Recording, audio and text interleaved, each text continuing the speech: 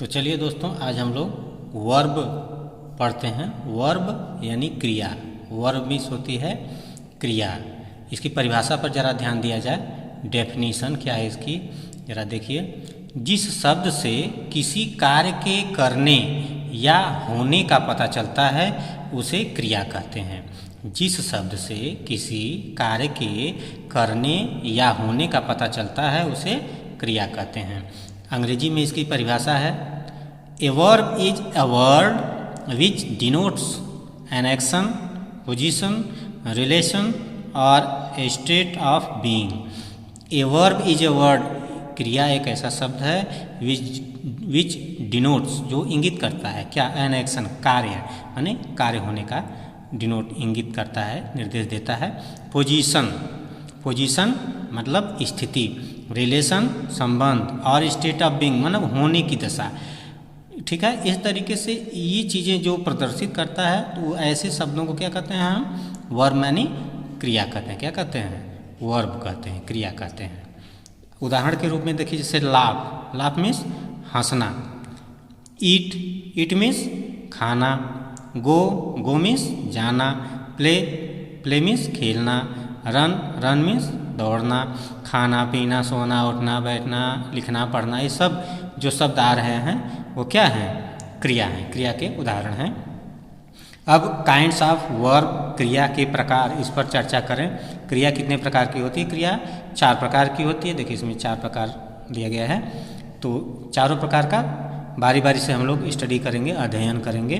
पहला है transitive verb. ठीक है, ट्रांजिटिव वर्ब, इसे कहते हैं सकर्मक क्रिया। क्या कहते हैं, सकर्मक क्रिया। शब्द से ही देखिए पता चल रहा है, सकर्मक, ऐसी क्रिया। स माने साथ, कर्म माने कर्म, माने जिसके साथ कर्म हो। तो परिभाषा देखा जाए, जिस क्रिया के बाद कर्म का प्रयोग हुआ हो, माने जिस क्रिया के बाद कर्म का प्रयोग हुआ हो उसे ट्रांजिटिव वर्ब या सकर्मक क्रिया कहते हैं। अंग्रेजी में देखा जाए तो कहा जाएगा कि a verb which is used with an object is called transitive verb. ठीक है, जैसे राम ईट्स राइस। ठीक है, अब देखिए ईट, ईट माने खाना होता है, लेकिन ईट के बाद ये राइस ऑब्जेक्ट का प्रयोग हुआ है। ईट अकेले नहीं आया है, ईट के साथ राइस आया है, इसलिए क्या हो जाएगा, ईट जो क्रिया है वो, यह क्रिया ट्रांजिटिव वर्ब कहलाएगी। क्या कहलाएगी, ट्रांजिटिव वर्ब कहलाएगी। उसी तरीके से आई लव यू, आप देखिए लव माने प्रेम करना, यू ये ऑब्जेक्ट है, यू क्या है, ऑब्जेक्ट है, तो लव के बाद यू ऑब्जेक्ट आया है, इसलिए लव क्या है, ट्रांजिटिव वर्ब। क्या है, ट्रांजिटिव वर्ब, सकर्मक क्रिया। ठीक है, अच्छा अगला उदाहरण है आई नो दिस, तो नो माने जानना, दिस अब ऑब्जेक्ट आ गया दिस, तो इस नो को, चूंकि इसके बाद ऑब्जेक्ट आया है, इसके बाद ऑब्जेक्ट का प्रयोग हुआ है, तो नो को क्या कहेंगे, ट्रांजिटिव वर्ब। इसी प्रकार से I like these beautiful flowers, क्या, ये सुंदर फूल। आई लाइक मैं पसंद करता हूँ या मुझे पसंद है, तो लाइक क्रिया है, लाइक मैंने पसंद करना, लेकिन इसके पास जो ऑब्जेक्ट आया है दीज ब्यूटीफुल फ्लावर्स। ठीक है, तो इससे क्या हो गया, ये जो लाइक क्रिया है, अब पता चल गया कि इसके बाद कर्म का प्रयोग हुआ है, यानी कर्म के साथ ये क्रिया आई है, इसलिए इस क्रिया को यानी लाइक को क्या कहेंगे, ट्रांजिटिव वर्ब कहेंगे।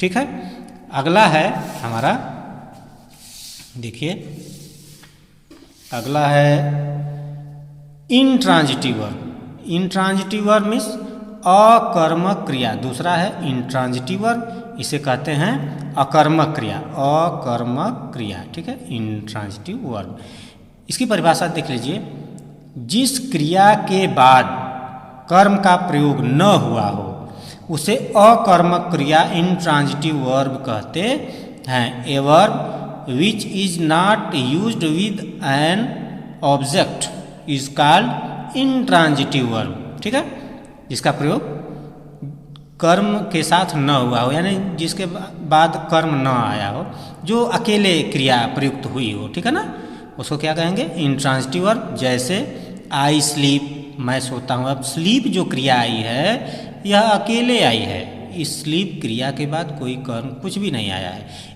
अतः स्लीप जो क्रिया है इसको कहेंगे कौन सी क्रिया, इंट्रांजिटिव वर्ब, अकर्मक क्रिया। ठीक है, क्या कहेंगे, अकर्मक क्रिया। उसी प्रकार से दूसरा उदाहरण देख लीजिए, सी रन्स, वह दौड़ती है।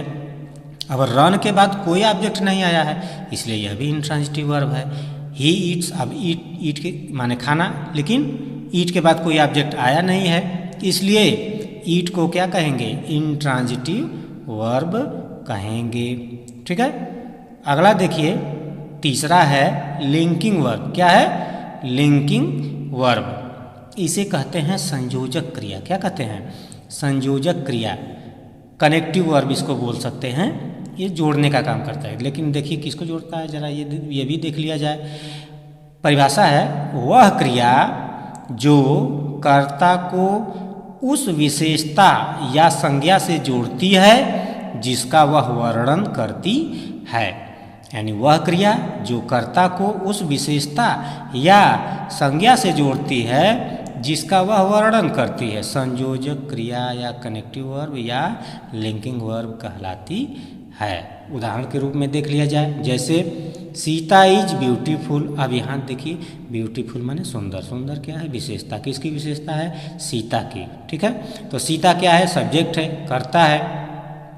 तो कर्ता का संबंध कर्ता की विशेषता से हो रहा है। सीता की विशेषता सुंदर है। ठीक है, सीता कैसी है, सुंदर है, तो सुंदर विशेषता है। तो सीता का कनेक्शन सुंदर, ब्यूटीफुल से जो कनेक्शन करा रहा है शब्द, वह है इज।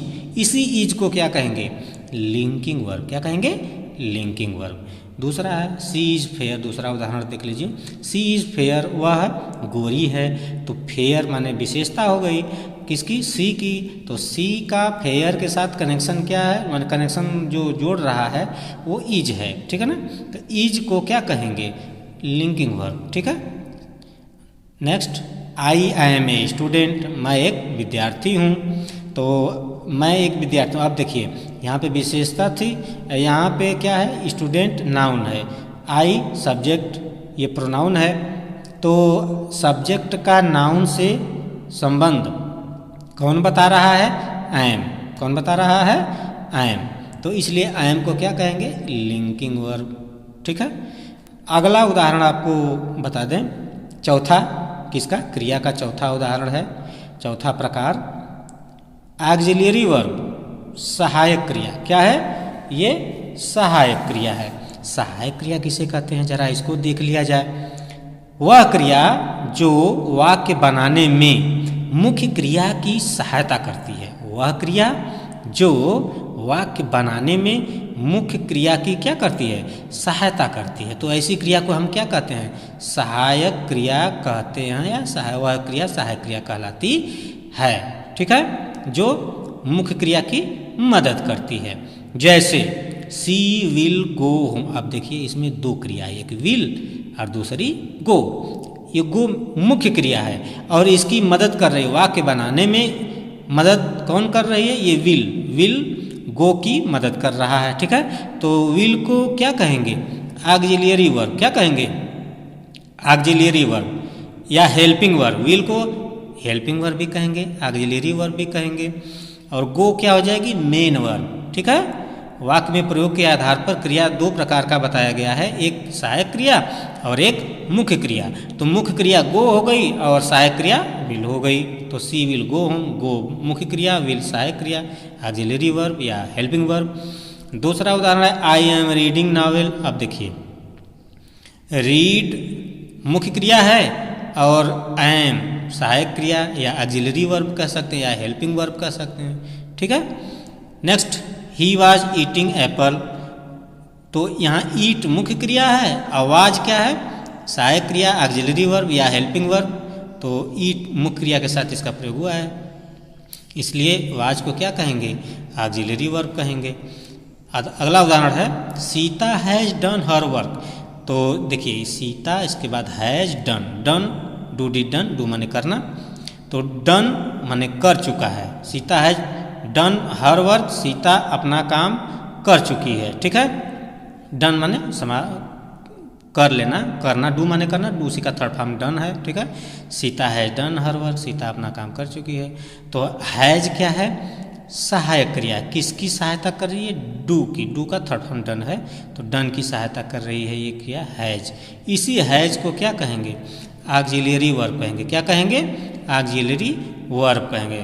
तो इस प्रकार से हम लोगों ने वर्ब की परिभाषा, उदाहरण, वर्ब कितने प्रकार की होती है और सबकी डेफिनेशन, परिभाषा, उदाहरण के साथ हम लोगों ने सीखा।